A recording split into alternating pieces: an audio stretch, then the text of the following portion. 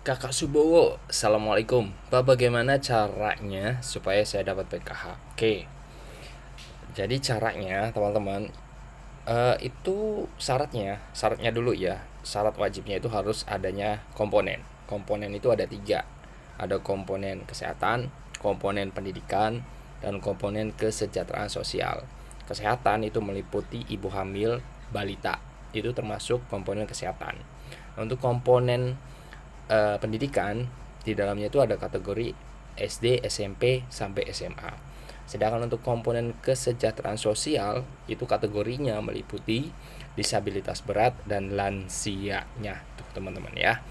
Nah, caranya kalau sudah ada syarat ataupun komponen, maka namanya itu harus terdaftar ataupun harus masuk di DTKS, Data Terpadu Kesejahteraan Sosial. Untuk mengecek namanya ada atau enggak, teman-teman bisa buka halaman resminya dari Kementerian Sosial. Alamat resminya itu cari aja di Google ya, ketik cek bansos. Cek bansos. Nah, cek bansos, maka nanti akan muncul di halaman Kementerian Sosial Republik Indonesia dengan alamat resminya. Itu teman-teman cek bansos.kemensos.go.id. Nanti teman-teman tinggal cari aja data penerima manfaat. Ya, ikuti langkah-langkahnya. Isi provinsinya, terus isi juga kabupaten kotanya, isi juga kecamatan, pilih desanya, terus masukkan nama penerima manfaatnya, namanya siapa, terus masukkan kode hurufnya. Setelah itu cari data. Kalau namanya sudah ditemukan di DTKS ya, maka teman-teman bisa pengusulan agar mendapatkan bantuan sosial. Pengusulannya bisa melalui desa ataupun kelurahan, atau juga bisa menggunakan aplikasi cek bansos. Dan aplikasi cek bansos itu bisa di-download menggunakan handphone teman-teman di Play Store. Ketik aja cek bansos. Tapi itu aplikasi nggak bisa langsung digunain ya, karena memang harus registrasi dulu ataupun harus daftar akunnya dulu. Dan kalau sudah daftar itu juga harus menunggu verifikasi dari Kementerian Sosialnya juga. Nah, nanti di situ bisa siapkan sebelum mendaftar teman-teman, siapkan email ataupun Gmail yang aktif dan jangan sampai lupa. Terus nomor telepon yang aktif, karena untuk verifikasi datanya ataupun verifikasi ya. Kalau misalkan lupa password dan lain sebagainya.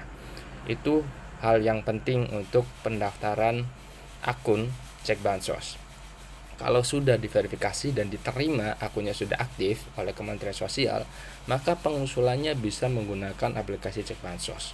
Ataupun gampangnya mendaftarkan agar bisa menerima bantuan PKH, BPNT, maupun bantuan sosial lainnya yang ada di Kementerian Sosial. Tapi teman-teman harus ingat juga, ini bantuan sosial. Ketika teman-teman sudah merasa mengusulkan, baik itu melalui desa ataupun kelurahan, baik itu menggunakan aplikasi cek bansos, itu harus membutuhkan proses. Dan prosesnya itu tidak instan ataupun tidak cepat. Tapi prosesnya itu bisa dibilang nanti bisa sedikit lama seperti itu teman-teman ya. Karena tetap menunggu data dari pusat juga untuk disetujui sebagai penerima manfaat dari pusat. Kalau dari pusat sudah disetujui, maka biasanya secara otomatis akan mendapatkan bantuan baik PKH maupun BPNT.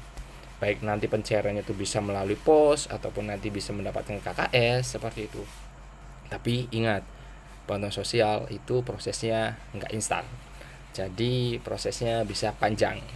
Saya ulangi lagi, ketika teman-teman sudah merasa mengusulkan baik melalui desa ataupun menggunakan aplikasi cek bansos ataupun melalui kelurahan, maka prosesnya tetap harus menunggu.